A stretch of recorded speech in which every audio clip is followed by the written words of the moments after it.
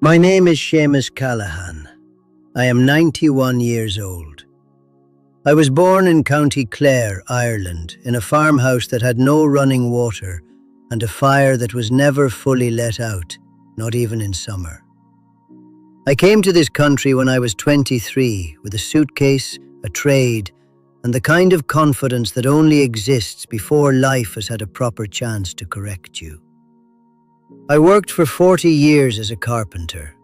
I built things with my hands: houses, staircases, furniture, cabinets that are still standing in homes where the people who ordered them have long since gone.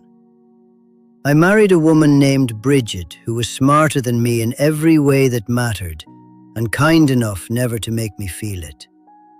We had 4 children, 11 grandchildren, and 3 great-grandchildren who call me Granda and have no idea yet what I am going to tell you today. I am 91 years old, and if I could pull up a chair across from you specifically, the one watching this in your 50s or 60s, the one who still feels like there is plenty of time, I would not give you heroic advice.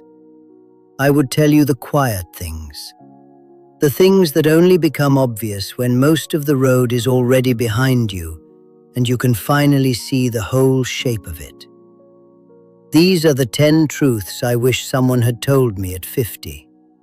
I had to find every single one of them myself. And by the time I found them, some of them had already cost me more than I would have chosen to pay. Truth number 1. Your independence will not leave all at once. It will leave quietly. I thought losing independence meant something dramatic, a fall, a diagnosis that changed everything overnight. I thought it would announce itself. It did not. It tiptoed. First, it was the high shelf in the garage. I stopped reaching for it because something in my body hesitated, and I listened to the hesitation without naming it. Then it was driving after dark. Then the laces on certain shoes. Then the stairs at my son Declan's house, which I started taking one at a time, hand on the railing, though I would have been furious if anyone pointed it out. None of these things felt like loss. Each one felt like a reasonable adjustment. You adjust so quietly and so gradually that one day you look up and your life is half the size it used to be, and you cannot point to the moment it happened, because there was no moment. There were only 100 small moments, each one perfectly reasonable on its own. Prepare for that shrinking before it starts. Write down your passwords. Label the folders in the filing cabinet. Simplify the systems in your home so that another person could step in and understand them. Not because you are planning to disappear, because the people who love you will one day need to help you, and confusion on top of grief is a cruelty you can spare them. Real dignity is not the same as doing everything yourself. It lives in how gracefully you allow the people who love you to step in when stepping in becomes necessary. Truth number 2. Your energy is more valuable than your money, and it has an expiry date.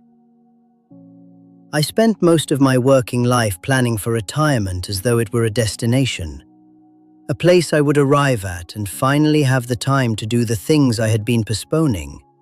Travel, long walks, the fishing trips I kept promising myself. What I did not understand is that time and ability do not arrive together. When the time finally came, the body had already started negotiating. My friend Podrick, a man I had known since we were both young apprentices, a man who could outwork anyone on a site, retired at 65 with a plan. He was going to walk the Camino de Santiago. He had been saying it for years.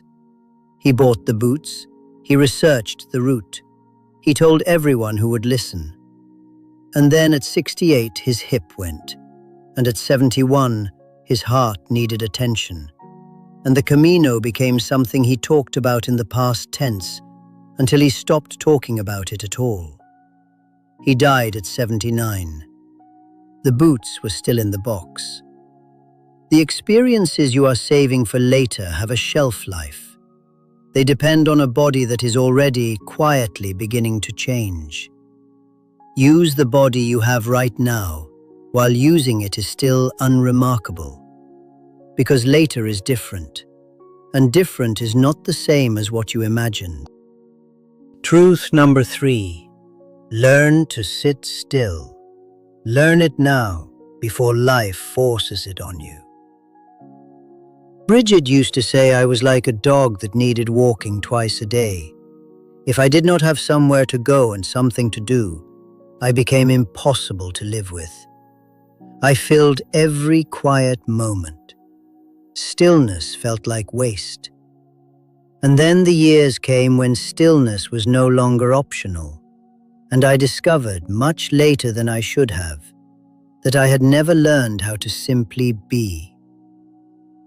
The people I have watched age most gracefully were the ones who had learned somewhere along the way to find something in stillness. Not entertainment, not distraction, something steadier. A cup of tea and the light coming through a window. The same walk taken slowly enough to notice what is actually there. If you cannot sit quietly for 10 minutes without reaching for your phone or turning on the television, I am asking you to practice. The discomfort passes, and what replaces it is something you will need more and more as the years go on. Stillness will come for you eventually, whether you have practiced it or not. The only question is whether it arrives as a friend or a stranger. Truth number 4. Take more photographs, not of the occasions, of the ordinary days. Bridget was the one who took photographs in our family. I used to tease her about it, always pulling out the camera at moments that did not seem to warrant it. The Tuesday evening in the kitchen, the children doing homework at the table. I would say, "Bridget, what are you taking that for?" And she would say, "Because it is Tuesday and we are all here." She was right. She was always right about the things that mattered. After she died, 8 years ago now, a Tuesday morning in November, I went through the photographs. Not the ones from holidays or Christmas, the ordinary ones. The Tuesday evening in the kitchen, the children at the homework table. And I understood for the first time what she had been doing. She had been preserving the texture of our life, not the milestones, the atmosphere. Those photographs are what I reach for now, not the Christmas ones, the Tuesday ones. Document your ordinary days, the messy kitchen, the Sunday afternoon when nothing happened and everyone was simply present. You are not building an archive. You are holding on to the feeling of being alive inside a particular moment in time. And the day will come, I promise you this, when those unremarkable images will be the most precious things you own. Truth number 5. Your health problems will not arrive one at a time. They will come in chains. I was a strong man for most of my life. Carpenter's strength. Not the kind you build in a gym, but the kind that comes from 40 years of lifting and carrying in all weathers. I was proud of it. I thought it would protect me longer than it did. What I did not understand is that the body does not decline in separate, manageable pieces. It declines in chains. My knee went first. Moving differently changed how I walked. Changed balance made me more cautious. Caution made me less active. Less activity weakened the muscles further, and so on, in a quiet downward spiral that took years and felt, at each individual step, like a perfectly reasonable adaptation. The small daily maintenance is not optional. It is not vanity. It is independence insurance. The walk you take every morning, even when you do not feel like it. The sleep you protect instead of sacrificing. The checkup you attend instead of postponing because you feel fine. You are not trying to stay young. You are trying to stay capable. And capability determines how much of life remains accessible. Truth number 6. Nobody will remember what you achieved. They will remember how you made them feel. I built a good business. I was known in my trade as a man who did careful work and kept his word. I had a reputation I worked hard to maintain and was genuinely proud of. But I will tell you what I have noticed now that I am 91. Nobody gathers to talk about the quality of my joinery. The things that are remembered by my children, by the few old friends who remain, by people I barely remember meeting who come up to me sometimes, are not the achievements. They are the moments. The time I stayed late to help a young apprentice who was struggling and never mentioned it again. The way I was with Bridget in public. The small courtesies, the attention. The way I still reached for her hand after 40 years of marriage. Invest in your tone, in your patience, in the quality of your attention when someone is speaking to you.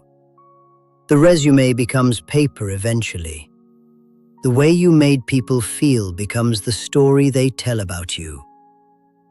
Make it a good one. Truth number 7. Ask for help before you need it desperately. Practice it while it is still easy. I am Irish, I am a man, and I was raised in a tradition that treated self-sufficiency as a virtue so fundamental it was almost sacred. You did not ask for help, you managed. It served me well for a long time, and then it did not serve me at all. There came a point, I was in my mid-70s, when the things I needed help with were no longer small. And because I had never practiced asking, I could not do it gracefully. I could not ask my children for help without it feeling like defeat. My son Declan said to me one evening, "Da, you know we want to help, but you make it so hard that sometimes we stop offering." That landed hard, because I knew he was right. My pride had been quietly pushing them away while I told myself I was protecting my dignity. Ask for small things now. Ask for opinions. Ask for favors. Ask for company. When you make asking for small things a normal part of your life now, then asking for larger things later feels like the next step in a pattern rather than a collapse. The people who love you are not waiting for you to collapse before they step in. They are waiting for permission to be close. Truth number 8. Build an inner life. Build it now, while you still have the luxury of time. I did not read seriously until I was in my 60s. I did not sit quietly with my own thoughts until I was in my 70s. I regret this more than almost anything else I have told you today. The years come when the outside world gets smaller, not all at once, but steadily and certainly. And if your sense of self depends entirely on activity, on going places and doing things and being needed, then the shrinking of the outside world feels like the shrinking of yourself. The people I have known who aged with the most grace were the ones who had something inside that did not depend on the outside. A genuine curiosity about ideas, a habit of reading for pleasure, the ability to sit with their own thoughts and find them interesting company. You build this the same way you build any habit, by returning to it repeatedly before it feels necessary. 10 minutes of reading something that interests you. A walk taken slowly enough to actually notice what you are walking through. These are small things, but they are the foundation of an inner life. And an inner life is what keeps a person whole when the outer one gets quiet. Truth number 9. Learn the technology. Not to be modern, to stay connected. I resisted this for longer than I should have. I was proud of the resistance. I told myself it was a matter of principle. It was not. It was stubbornness dressed up as principle, which is a thing I became very good at over the years. The moment that changed my mind was the first lockdown. My grandchildren could not visit. My children could not always come.